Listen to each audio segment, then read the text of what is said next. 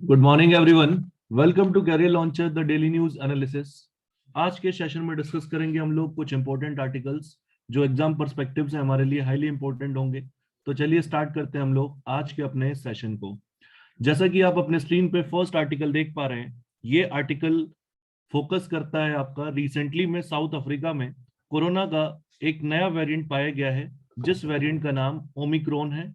और इसी वेरिएंट को कहा जा रहा है B1.1.529। इसका ऑफिशियल नेम है B.1.1.529 वेरिएंट। और कहा जा रहा है कि ये जो वेरिएंट है ये काफी तेजी से स्प्रेड कर रहा है अलग अलग दुनिया के पार्ट्स में, और स्पेशली साउथ अफ्रीका में इसके केसेस बहुत तेजी से हमें यहाँ पे बढ़ते हुए देखने को मिल रहे हैं। तो इसी वायरस को कर्व करने के लिए प्रधानमंत्री के द्वारा अभी रिसेंटली में एक मीटिंग करी गई है, और किस तरीके से रिस्ट्रिक्शंस लगाए जाएं यहाँ पर इस वायरस को रोकने के लिए कंट्री के अंदर, उसको लेकर के चीजें यहाँ पे प्लान की गई हैं। यहाँ पर इस वायरस के ऑलरेडी काफी सारी केसेस साउथ अफ्रीका के अंदर, बोट्सवाना के अंदर कुछ ये केसेस हमें देखने को मिले, फिर हांगकांग के अंदर, यूके के अंदर, जर्मनी के अंदर, बेल्जियम, इसराइल, डेनमार्क और इटली, इन सब जगह पर यहाँ पर इस वेरिएंट के कुछ केसेस हमें यहाँ पर देखने को मिल रहे हैं। और इसी कंटेक्स्ट में इंडिया में ये ना फैले उसको लेकर के यहाँ पर एक हाई लेवल मीटिंग करी गई प्रधानमंत्री के द्वारा, जहां पर किस प्रकार से अपने इंटरनेशनल ट्रेवल प्लान को रिन्यू करना है, कहां पर रिस्ट्रिक्शंस लगानी है, वैक्सीन के पेस को किस तरीके से एक्सेलरेट करना है, यहाँ पर इन सब मुद्दों के ऊपर डिस्कशन हाल ही में किया गया इस मीटिंग के दौरान। तो समझेंगे हम लोग यहाँ पर कि ये जो ओमिक्रॉन वायरस है ये क्यों एक वेरिएंट ऑफ कंसर्न है। ठीक है, हाल ही में WHO के द्वारा इस वायरस को यहाँ पे वेरिएंट ऑफ कंसर्न डिक्लेयर किया गया है। देखिए, जो WHO की एक ग्रुप है जिस ग्रुप का नाम है tag VE group, tag VE group, इसका फुल फॉर्म होता है technical advisory group on SARS-CoV-2 virus evolution. Technically advisory group virus evolution on SARS-CoV-2। ये एक इंडिपेंडेंट ग्रुप है जो पीरियडिकली मॉनिटर करते रहते हैं और इवेल्युएट करते रहते हैं SARS-CoV-2 के इवोल्यूशन को, और असेस करते हैं कि किसी भी प्रकार का अगर कोई स्पाइक प्रोटीन्स में म्यूटेशन हो रहा है या ओवरऑल इस कोविड वायरस में कोई म्यूटेशन स्पेसिफिक हो रहा है, और या म्यूटेशन किसी प्रकार से कोई कॉम्बिनेशन में हो रहा है, तो उसकी वजह से वायरस किस प्रकार से बिहेव कर रहा है, उसका ट्रांसमिशन रेट कैसा है, और वायरस की प्रॉपर्टी कैसी है, उसके ऊपर दवाइयों का असर कैसा है, वैक्सीन उसके ऊपर कैसा परफॉर्म कर रहा है, ये सब एसेस करने का काम यहाँ पे WHO का ये एक टेक्निकल एडवाइजरी ग्रुप करने का काम करता है। तो इसी ग्रुप के द्वारा रिसेंटली में अभी इस वायरस को वेरिएंट ऑफ कंसर्न की कैटेगरी में क्लासिफाई किया गया है। देखो, किसी भी वायरस को दो कैटेगरी में क्लासिफाई किया जा सकता है। एक कैटेगरी होती है आपकी वेरिएशन ऑफ इंटरेस्ट कैटेगरी, और दूसरी कैटेगरी होती है आपकी वेरिएशन ऑफ कंसर्न कैटेगरी। अब क्या डिफरेंस है वेरिएशन ऑफ इंटरेस्ट कैटेगरी में और वेरिएशन ऑफ कंसर्न कैटेगरी में? देखो, जो वेरिएशन ऑफ जो इंटरेस्ट कैटेगरी में अगर किसी वायरस को क्लासिफाई किया जा रहा है तो उसका ट्रांसमिशन या फिर ये कह लो उसका स्प्रेड इतना अभी हाईली इफेक्टिव नहीं है, बस उसको फ्यूचर में उसका ट्रांसमिशन हो सकता है, हम केवल अभी प्रिडिक्ट कर पा रहे हैं, वी आर नॉट श्योर, क्योंकि हमारे पास अभी प्रॉपर एविडेंसेस नहीं है उस वायरस को लेकर के कि उसकी स्प्रेड की इंटेंसिटी कितनी होगी और उसका एंटीबॉडीज के प्रति कितना रिएक्शन, किस प्रकार से उसका रिएक्शन होगा, एंटीबॉडीज किस हद तक उस वायरस को न्यूट्रलाइज कर पा रहे हैं यहाँ पर, वो उसका इंटेंसिटी कैसा होगा। इन दो पैरामीटर्स को जब हम जज करेंगे और जब हम इस कंक्लूजन पे पहुंचेंगे कि एंटीबॉडीज का रिएक्शन इन वायरस के प्रति न्यूट्रलाइजेशन रिएक्शन कम हुआ है, और साथ ही साथ स्प्रेड की इंटेंसिटी अभी हम डिटरमाइन नहीं कर सकते, फ्यूचर में हो सकता है कि ट्रांसमिशन इसका हो, तब हम उस वायरस को क्लासिफाई करते हैं वेरिएशन ऑफ इंटरेस्ट की कैटेगरी में। ये क्लासिफिकेशन टेक्निकल एडवाइजरी ग्रुप के द्वारा किया जाता है। और अगर हम श्योर हो जाए कि वायरस का ट्रांसमिशन जो है वो बहुत फास्ट पेस पे होगा, स्प्रेड इसका बहुत फास्ट पेस पे होगा, और साथ ही साथ इसका इफेक्ट, इसके म्यूटेशन के कारण इसका इफेक्ट बहुत सीवियर होगा, तब हम उस वायरस को क्लासिफाई करते हैं वेरिएंट ऑफ कंसर्न कैटेगरी में। तो रिसेंटली में जो साउथ अफ्रीका में आपका ये ओमिक्रॉन वर्जन मिला है इस वायरस का, ये आपका इसे क्लासिफाई किया गया है वेरिएंट ऑफ कंसर्न कैटेगरी में। और इस वजह से पूरी दुनिया में यहाँ पे सारे कंट्रीज ऑलरेडी अलर्ट हो चुके हैं। उन्होंने फ्लाइट रिस्ट्रिक्शंस लगाना साउथ अफ्रीका से और बाकी के कुछ देशों से जहां जहां पे ये मिले हैं वहां पे फ्लाइट रिस्ट्रिक्शंस लगाना चालू कर दी है। और ऐसे में सभी देश यहाँ पे अपनी प्रिपरेशन को वापस से रिव्यू कर रहे हैं। यहाँ पर जब किसी भी वायरस को वेरिएंट ऑफ कंसर्न कैटेगरी में डाल दिया जाता है तो उसके बाद सीरियस पब्लिक हेल्थ एक्शंस की उम्मीद करी जाती है, दोनों ही लेवल पे, नेशनल और इंटरनेशनल लेवल पे भी। और यहाँ पर सर्वेलेंस को बढ़ाने की जरूरत महसूस होती है। साथ ही साथ भारत सरकार के द्वारा या किसी भी सरकार के द्वारा अगर उनके टेरिटरी में कोई ये वायरस पाया जाता है तो उसका जीनोम सीक्वेंस प्रिपेयर करके पब्लिक अवेलेबल डाटाबेस में अपलोड करना होता है। और साथ ही साथ किसी भी क्षेत्र में अगर केसेस, क्लस्टर टाइप केसेस आ रहे हैं या किसी क्षेत्र में क्लस्टर डेवलप हो रहा है इन केसेस का, तो वहां पर उसकी जो रिपोर्टिंग है वो WHO को करनी होती है। ये इस तरीके से यहाँ पर जो किसी वायरस के खिलाफ जो एक वॉर है वो ग्लोबली एक कॉपरेशन के साथ यहाँ पे लड़ा जाता है। तो वेरिएंट ऑफ कंसर्न के इसमें वेरिएंट ऑफ कंसर्न कैटेगरी में से क्लासिफाई करने के बाद यहाँ पर इंडिया से भी इन्हीं सब प्रिपरेशन की उम्मीद की जा रही है और उसी को लेकर के प्रधानमंत्री के द्वारा हाल ही में ये मीटिंग की गई है। अब इस सिचुएशन में इंडिविजुअल से भी उम्मीद की जाती है कि वो कोविड-19 के रिस्क को रिड्यूस करने के लिए जो प्रूवन पब्लिक हेल्थ और सोशल मेजर्स हैं, जैसे कि वेल फिटेड मास्क पहनना, हैंड को बार बार सैनिटाइज करना, फिजिकल डिस्टेंसिंग, वेंटिलेशन को इम्प्रूव रखना, क्राउड को अवॉइड करना और वैक्सीनेटेड होना, ये सारे मेजर्स जो हैं वो पब्लिक से भी उम्मीद की जाती है इसकी, तभी इस तरह के स्प्रेड के खिलाफ इफेक्टिवली यहाँ पर फाइट किया जा सकता है। तो इसी कंटेक्स्ट में ये अभी हाल ही में प्रधानमंत्री मोदी ने इस मीटिंग की चेयरमैनशिप करी और अपने प्रिपरेशन को रिव्यू किया। चलेंगे हम लोग अपने आज के सेशन के अगले आर्टिकल पे। ये था हमारा फर्स्ट आर्टिकल। तो नेक्स्ट आर्टिकल हम यहाँ स्क्रीन पे देख पा रहे हैं। अभी हाल ही में नीति आयोग के द्वारा मल्टी डायमेंशनली पुअर जो स्टेटस है उसको यहाँ पर एक इंडेक्स के फॉर्म में पब्लिश किया गया है और उसमें स्टेट्स के, अलग अलग स्टेट्स के ऊपर कमेंट किया गया है कि उनकी इस पॉवर्टी इंडेक्स में क्या अभी स्टेटस है, प्रेजेंट स्टेटस उनकी क्या है। तो इसमें हम लोग समझेंगे कि बिहार जो है या फिर आपका यूपी है, इनको आपका मल्टी डायमेंशनली पुअर कैटेगरी में सबसे नीचे रखा गया है।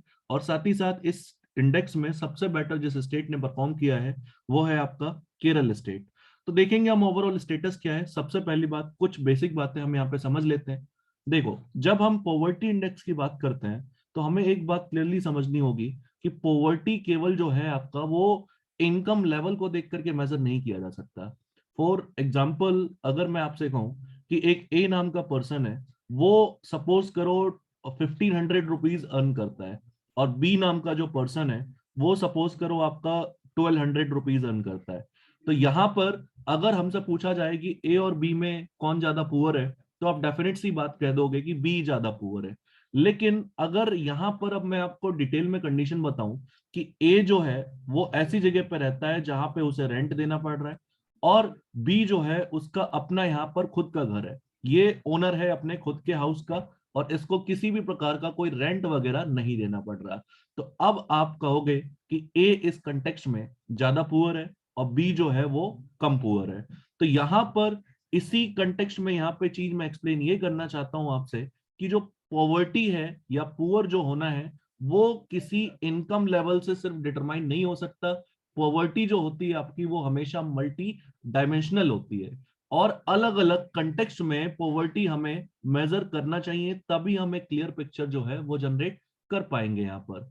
तो इसी प्रोसेस में यूनाइटेड नेशन डेवलपमेंट प्रोग्राम के अकॉर्डिंग जो पॉवर्टी है वो मल्टी डायमेंशनली होती है और इसको मल्टी डायमेंशनल तरीके से ही मेजर करने की जरूरत हमें महसूस होती है यहाँ पर। तो यहाँ पर इसी बेसिस पे नीति आयोग जो है वो इस पॉवर्टी इंडेक्स को जब पब्लिश करती है तो मेनली यहाँ पर बहुत सारे इंडिकेटर्स का इस्तेमाल करती है और उन सब इंडिकेटर्स के बेसिस पे ओवरऑल स्कोर तैयार किया जाता है और फिर डिसाइड किया जाता है कि किस स्टेट में कितनी पॉवर्टी यहाँ पे एग्जिस्ट कर रही है। अब नीति आयोग जिन इंडिकेटर्स का इस्तेमाल करती है वो आप अपने स्क्रीन के सामने देख सकते हैं। यहाँ पर मेनली यहाँ पर 3 कैटेगरी में इन इंडिकेटर्स को हम लोग डिवाइड कर सकते हैं। पहला कैटेगरी है आपका हेल्थ, दूसरा है एजुकेशन और थर्ड है standard of living. Health category में जो पैरामीटर्स यहाँ पे लिए जा रहे हैं वो है न्यूट्रिशन और child mortality. So any adult under 70 years of age or any child or home there is nutritional information is undernourished, तो यहाँ पर ऐसे लोगों को पॉवर्टी की कैटेगरी में क्लासिफाई कर दिया जाएगा और ओवरऑल स्कोर तैयार करने में जो इसका वेट होगा वो वेट 1/6 कंसिडर यहाँ पर किया जाएगा। ऐसे ही चाइल्ड मोर्टेलिटी को कैलकुलेट किया जाएगा कि कितने बच्चे ऐसे हैं जो 18 साल से कम के अंदर अंदर फैमिली के अंदर मर जा रहे हैं, यहाँ पर उनकी डेथ हो जा रही है, ठीक है, इस सर्वे के प्रोसीड होने के दौरान, तो यहाँ पर उसको भी 1/6 वेट दिया जाएगा। फिर एजुकेशन एज अ इंडिकेटर जब हम देखेंगे तो उसमें बच्चों की number of years of schooling देखेंगे, स्कूल की अटेंडेंस देखेंगे, और अगर यहाँ पे मेंशन क्राइटेरिया को फॉलो नहीं कर पा रहे हैं तो उन्हें पॉवर्टी की कैटेगरी में क्लासिफाई किया जाएगा, अदरवाइज नहीं किया जाएगा। तो यहाँ पर इन दोनों पैरामीटर्स को भी, ईयर्स ऑफ स्कूलिंग और स्कूल अटेंडेंस को भी 1/6 और 1/6 वेटेज यहाँ पे दिया गया है। फिर उसके बाद थर्ड इंडिकेटर है हमारा स्टैंडर्ड ऑफ लिविंग इंडिकेटर, और यहाँ पर जो पैरामीटर्स यूज किए जा रहे हैं यहाँ पर वो है cooking fuel, sanitation, drinking water, electricity, housing, और इन सब का वेटेज इंडिविजुअली 1/18 यहाँ पर इनको वेटेज प्रोवाइड किया गया है। ओवरऑल इस तरीके से टोटल जो स्कोर बनेगा वो आउट ऑफ 1 बनेगा, और इस 1 स्कोर में से जो भी स्टेट मैक्सिमम स्कोर करेगा वो आपका रिचेस्ट स्टेट माना जाएगा, और जो मिनिमम स्कोर करेगा वो हमारा यहाँ पर पुअरेस्ट स्टेट माना जाएगा। तो इसी इंडिकेटर्स के बेसिस पर नीति आयोग के सर्वे के हिसाब से जो बिहार है वो बिहार आपका यहाँ पर सबसे पुअरेस्ट स्टेट है इंडिया का। इस इंडेक्स के हिसाब से बिहार की 51.91% पॉपुलेशन पॉवर्टी कैटेगरी में लाई कर रही है यहाँ पर इस इंडेक्स के अकॉर्डिंग। बिहार के बाद यहाँ झारखंड का नंबर आ रहा है, फिर उसके बाद उत्तर प्रदेश, और फिर उसके बाद मध्य प्रदेश। ये 4 top multi dimensionally poor state हैं इंडिया के। उसी तरफ यहाँ पर हम दूसरी पिक्चर देखें तो केरला में, जहां बिहार में 51.91% पॉपुलेशन पॉवर्टी लाइन में आ रही है, वहीं केरला में ये लेवल मात्र 0.71% है। सो इस कंटेक्स्ट में केरला आपका रिचेस्ट स्टेट है, और केरला के साथ साथ बाकी जिन रीजन ने अच्छा परफॉर्म किया है उसमें यूनियन टेरिटरी है जैसे आपका पुडुचेरी और लक्षद्वीप, और स्टेट वाइज बात करें तो गोवा और सिक्किम, ये भी काफी सारे प्रॉस्परस स्टेट्स माने जा रहे हैं इस इंडेक्स के अकॉर्डिंग। तो Kerala and Goa have lowest poverty rates, and Bihar, Jharkhand, UP and MP are among poorest state, और इसी इंडेक्स को पब्लिश किया यहाँ पर नीति आयोग ने। तो चलते हैं हम लोग अपने नेक्स्ट आर्टिकल पे। आई होप ये आर्टिकल आपको समझ में आया, और देखते हैं हम लोग आज के अपने तीसरे आर्टिकल को। सो थर्ड आर्टिकल हमारे यहाँ पर स्क्रीन के सामने आप देख पा रहे हैं। यहाँ पर हाल ही में आरआईसी की मीटिंग हुई है, और ये एक प्रकार से वर्चुअल मीट हुई है जिसमें साफ साफ डिफरेंसेस हमें देखने को मिला यहाँ पर कंट्रीज के बीच में, और स्पेशली उस कंडीशन के दौरान जब इंडिया और चाइना, जो इस ग्रुप के 2 इंपॉर्टेंट मेंबर हैं, उनके बीच में कंटिन्यूसली जब हमें बॉर्डर क्लैशेस देखने को मिला पिछले पूरे 1 साल के दौरान, जो कि अभी भी रिजॉल्व नहीं हुआ है, तो उसके दौरान वही चीज यहाँ पर इस मीटिंग में भी हमें रिफ्लेक्ट होते हुए दिखी, और बहुत कम ऐसे पॉइंट्स दिखे जिस पर इन तीनों कंट्री का यहाँ पर म्यूचुअल एग्रीमेंट बन रहा था आपका।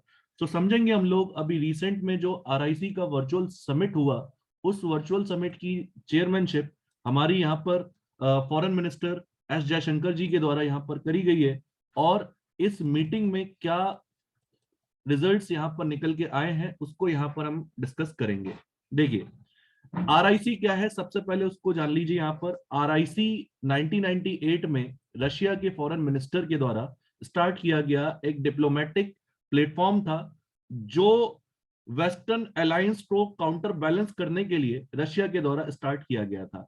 ठीक है, जो कोल्ड वॉर के बाद रशिया की पॉलिसी यूएसए के द्वारा गाइड की जा रही थी, उससे अपने आप को बचाने के लिए यहाँ पर रशिया की इंपोर्टेंस को वापस से रिन्यू करने के लिए इस तरह के डिप्लोमेटिक प्लेटफॉर्म को एक्सप्लोर किया जा रहा था, और 1998 में ये आइडिया रशियन फॉरेन मिनिस्टर के द्वारा पुटअप किया गया था। आज के समय पर इस आरआईसी ग्रुप में 3 जो इंपॉर्टेंट कंट्री है हमारी, रशिया, इंडिया और चाइना, इन तीनों को अगर आप मिला दें तो ये टोटल ग्लोबल लैंड मास का 19% ऑक्युपाई करती हैं। और अगर इकोनॉमी के टर्म्स में देखें तो ये तीनों कंट्री मिलकर के ग्लोबल जीडीपी का 33% यहाँ पे कंट्रीब्यूट कर रही हैं। सो इनका मिलना इस तरह के समिट पे और उससे कुछ आउटकम अगर निकल के आता है, वो इसलिए पूरी दुनिया के लिए एक इंपॉर्टेंट न्यूज बन जाती है और इसीलिए ये मीटिंग की इंपॉर्टेंस बहुत ज्यादा है। अब इस मीटिंग में इस बार जो मीटिंग हुई उसमें जिन पॉइंट्स के ऊपर म्यूचुअल एग्रीमेंट कुछ हद तक बनते हुए हमें देखने को मिला, वो यहाँ पर सबसे पहले है अफगानिस्तान का इश्यू, राइट। दूसरा फिर यहाँ पर है म्यांमार का इश्यू। अफगानिस्तान में जिस तरीके से तालिबान के आने के बाद क्राइसिस हमें देखने को मिली, तो वहां पर भारत की तरफ से अपना क्लियर स्टैंड रखा गया है कि अफगानिस्तान को मिलने वाली एड में किसी भी तरह की पॉलिटिक्स ना हो, जिससे अफगानियों को यहाँ पर लोकली सफर ना करना पड़े। सभी को मिल करके अफगानिस्तान में सिचुएशन को स्टेबल करने को लेकर के यहाँ पे काम करना चाहिए और उसी बात के ऊपर इंडिया ने फोकस यहाँ पर किया है। फिर उसके बाद म्यांमार में भी जिस तरीके से मिलिट्री के द्वारा तख्ता पलट किया गया, वहां पे भी सिचुएशन को नॉर्मलाइज करने की बात इंडिया ने यहाँ पर करी। उसी के साथ साथ इस प्लेटफॉर्म पर चाइना ने जो अभी रिसेंटली में यूएसए के द्वारा डेमोक्रेसी समिट हेल्ड किया गया था, जिसमें ताइवान को भी इनवाइट किया गया, जिसके बाद चाइना सीरियसली ऑफेंड हो गया था यहाँ पर। तो उसी कंटेक्स्ट में यहाँ पर यह कहा गया कि जो आपका इस तरह का समिट है वो ग्लोबल ऑर्डर के खिलाफ है, ग्लोबल ऑर्डर को बिगाड़ने का काम कर रहा है, ऐसा चाइनीज के द्वारा एलिगेशन यहाँ पर लगाया गया। फिर उसके बाद यहाँ पर कुछ और मुद्दे उठाए गए, जैसे कि यहाँ पर इंडो पैसिफिक रीजन में जो क्वाड का पार्टनरशिप का मुद्दा है, वहां पर भी चाइनीज जो डिप्लोमेट हैं उनकी तरफ से कुछ बातें रखी गई। उन्होंने यहाँ पर कहा जैसे इंडो पैसिफिक रीजन में जो भी पार्टनरशिप है उसको उन्होंने कहा कि it is not a partnership of equals, and China ने कहा कि वो सपोर्ट करते हैं notion of Asia Pacific as more inclusive and harmonious framework, right. यहाँ पर देखो what is the relevance for RIC for India. यहाँ पर आरआईसी एक प्लेटफॉर्म, एक ऐसा इंपॉर्टेंट प्लेटफॉर्म है जो इंडिया को एक प्रकार से स्ट्रेटेजिक बैलेंस प्रोवाइड करता है। स्ट्रेटेजिक बैलेंस किस प्रकार से प्रोवाइड करता है कि अगर इंडो पैसिफिक में अगर इंडिया क्वाड जैसे ग्रुप में ऑस्ट्रेलिया, जापान और यूएसए के साथ है और यहाँ पर अगर वो चाइना को बैलेंस में रख पाता है, तो at the same time RIC platform के माध्यम से अगर इंडिया के ऊपर वेस्टर्न ब्लॉक से किसी भी प्रकार का प्रेशर इंक्रीज होता है, तो वहां पर वो अपने कंसर्न्स को इस तरह के प्लेटफॉर्म से एड्रेस कर सकता है और वेस्टर्न प्रेशर को काउंटर यहाँ पे कर सकता है। So this type of platform provide a strategic balance to India. दूसरी बात, आप ये भी कह सकते हैं कि it is also a forum for cooperation. It is also a forum for cooperation. Forum for cooperation जैसे कि अगर इंडिया, चाइना और रशिया जो 33% ग्लोबल जीडीपी का शेयर कर रहे हैं यहाँ पर, वो भले ही सिक्योरिटी इश्यूज पर, नंबर ऑफ इश्यूज पर डिसएग्री करें एक दूसरे के साथ, लेकिन काफी सारे ऐसे एरियाज हैं जहां पे इन देशों के इंटरेस्ट कन्वर्ज होते हैं, जैसे कि अफगानिस्तान का इश्यू मैंने अभी आपको बताया। फिर उसके बाद सेंट्रल एशिया में ट्रेड का इश्यू, वो भी इन कंट्रीज का कॉमन इंटरेस्ट है जिनमें तीनों ही देशों का फायदा है। और जो वेस्ट एशिया में वॉलेटाइल सिचुएशन है उसको काउंटर करने के लिए, उसको नॉर्मलाइज करने के लिए इन देशों का ओपिनियन बहुत मैटर करता है। और जहां तक है ये देश इन मैटर्स पे कॉमन व्यू शेयर करते हैं। तो यहाँ पर इस तरीके से ये केवल स्ट्रेटेजिक बैलेंस के लिए नहीं, ये इस तरह का platform it is also a forum for cooperation, right. फिर उसके बाद यहाँ पर आर्कटिक में जिस तरीके से तेजी से आइस मेल्ट हो रहा है और उसके बाद फ्यूचर में आर्कटिक ओशन से जो सी मूवमेंट होगी, जो आपका शिप्स का मूवमेंट होगा, और सिग्निफिकेंटली आर्कटिक में आइस मेल्ट होने के बाद जब देशों के बीच में डिस्टेंस रिड्यूस होगा और आर्कटिक ओशन में रिसोर्सेस की एक्सप्लोरेशन की जाएगी, तो वहां पर चाइना और इंडिया दोनों चाहता है यहाँ पर कि उसका यहाँ पर कुछ ना कुछ पोजीशन स्ट्रेंथन हो आर्कटिक में। जब वहां पे रूल्स बने जो आर्कटिक रूट को गवर्न करेंगे, तो वहां पर इंडिया और चाइना के इंटरेस्ट कन्वर्ज ना हो। इस वजह से भी यहाँ पर इन तीनों देशों का साथ में मिलकर के आना आर्कटिक ओशंस में रूल एंड ऑर्डर डिफाइन करने के लिए बहुत इंपॉर्टेंट बन जाता है। फिर उसके बाद ये लोग बाकी के एस्पेक्ट्स पे भी कोऑपरेशन दिखा सकते हैं, जैसे कि आपका डिजास्टर रिलीफ के कंटेक्स्ट में इन देशों के बीच में कोऑपरेशन देखने को मिल सकती है। फिर आपका ह्यूमैनिटेरियन असिस्टेंस के कॉन्टेक्स्ट में इन देशों के बीच में हमें कोऑपरेशन देखने को मिल सकती है। तो यहाँ पर बाकी के एस्पेक्ट्स भी हैं हमारे सामने ऐसे, जहां पर ये देश कोऑपरेट कर सकते हैं और इनमें इनका म्यूचुअल बेनिफिट छुपा हुआ है।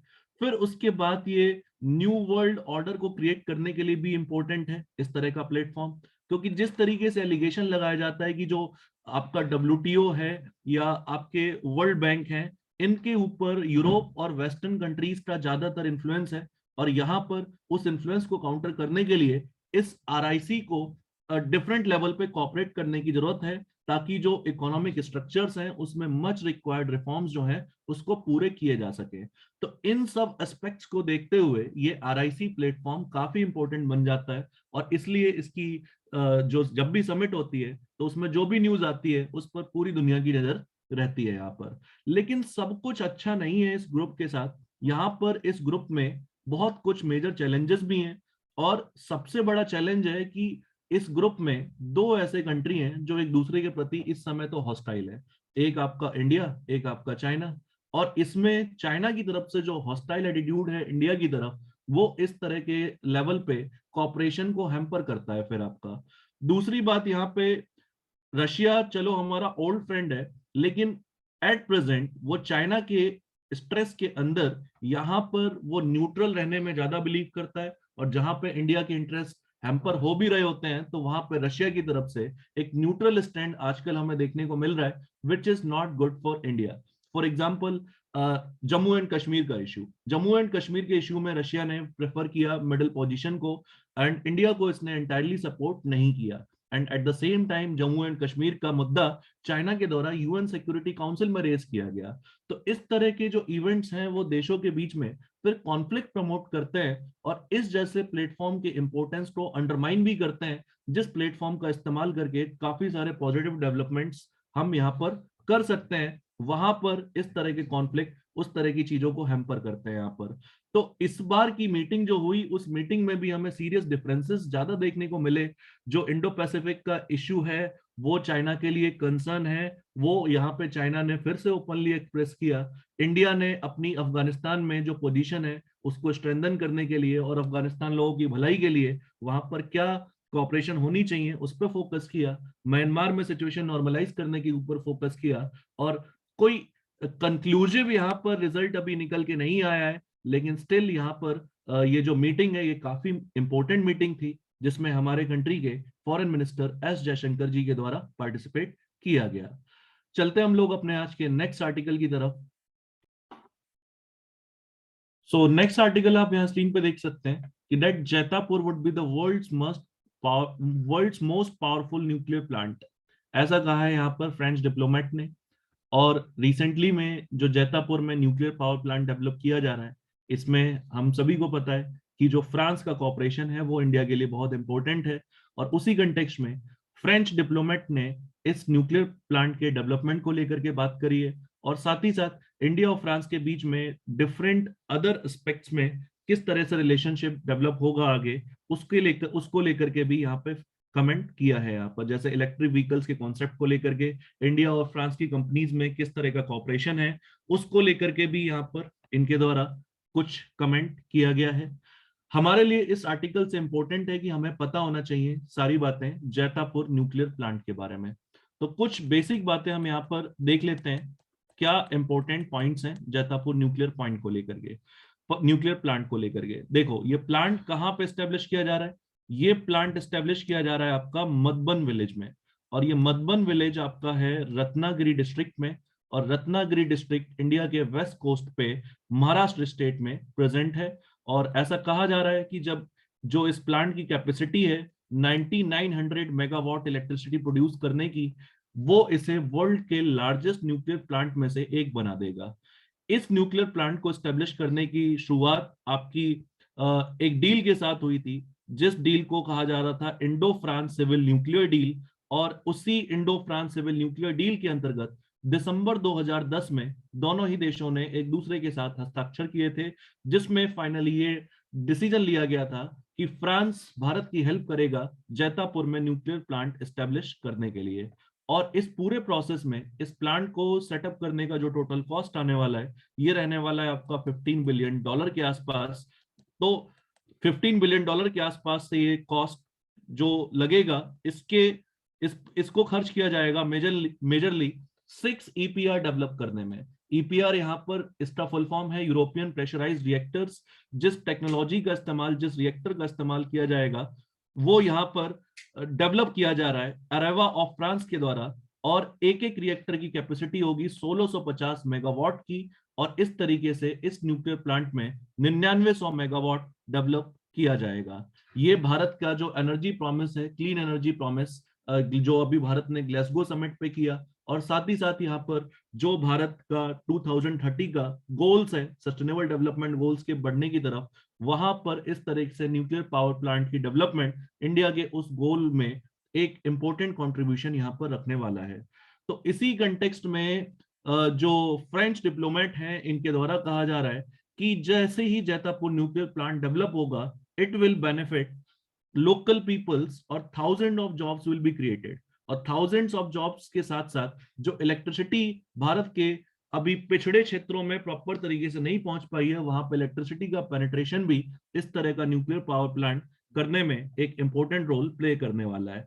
साथ ही साथ यहाँ पर फ्रेंच डिप्लोमेट ने यह भी कहा कि जो फ्रांस की कंपनियां हैं रेनॉल्ट और जो स्टेलेनिटिस ग्रुप की कंपनियां हैं वो भारत के साथ कंटिन्यूसली यहाँ पर कॉपरेशन करने की कोशिश कर रही हैं ताकि इलेक्ट्रिक व्हीकल प्रोजेक्ट्स जो है उस पर भी भारत और फ्रांस मिलकर के काम कर सके। यहाँ पर उन्होंने साथ ही इंडियन बिजनेसेस की इंपॉर्टेंस बताई, इंडियन कंपनीज की ग्लोबल इंपॉर्टेंस के ऊपर यहाँ पर उन्होंने चीजों को एक्सप्लेन किया है। बट वो सब हमारे लिए एग्जाम पॉइंट ऑफ व्यू से इंपॉर्टेंट नहीं है। जो इस पूरे आर्टिकल में सबसे इंपॉर्टेंट बातें पता होनी चाहिए वो बातें पता होनी चाहिए हमें जैतापुर न्यूक्लियर प्लांट के बारे में।